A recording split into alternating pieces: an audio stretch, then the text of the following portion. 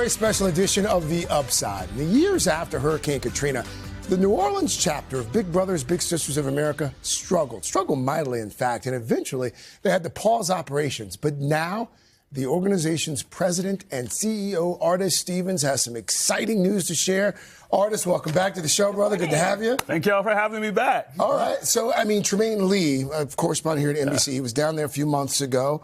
He mentioned that that the New Orleans branch might be making some moves soon. So what can you tell us? And Tremaine Lee is a big brother in our program. The big news is this. We are back. We are back in New Orleans, and it's so incredible. We were there. We were out of New Orleans for more than a decade now, but we're back in. And here's what it means.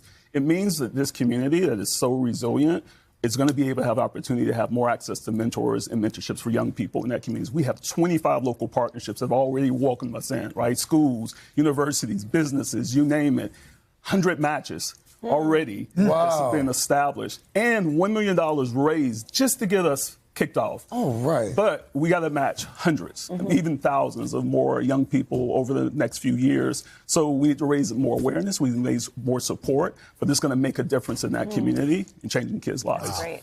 You're also today going to release the results of a study that shows the Big Brothers Big Sisters mentorship program and how it relates to the economy. What did you guys find? Yeah, it's exciting. So it's a one-of-a-kind study that really focuses on mentorship, the long-term impact of mentorship on young people across America, and particularly in the economy. And here's what it says. So researchers really looked at 30 years worth of U.S. Treasury Department data, and what they discovered was this idea of what happens in mentorship programs. So kids 30 years ago who were in our mentorship program were compared to kids who were not in mentorship programs. And here's what we learned, that kids in mentorship programs, they were 20% more likely to attend college. They had 15% more earning power.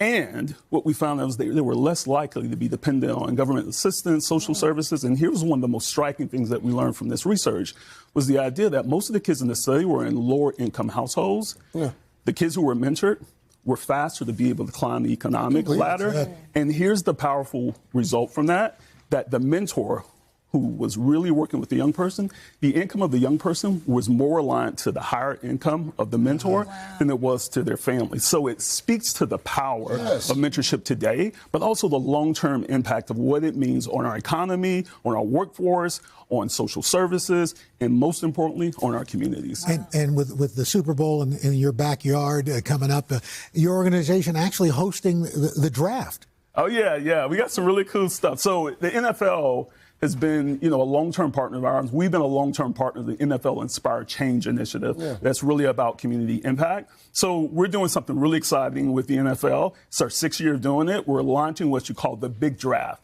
So it starts at Super Bowl and goes all the way to the NFL Draft. And the whole concept is this. While the NFL is drafting the next round of superstar players, they're hoping us to draft the next round of superstar mentors. Right? Great. So we got a goal of 15,000 mentors, and we need people to go to bebignow.org to sign up and help bring mentorship in the young people's lives. Bebignow.org. Artis, thank you. Thank you. Congratulations. Thank you all.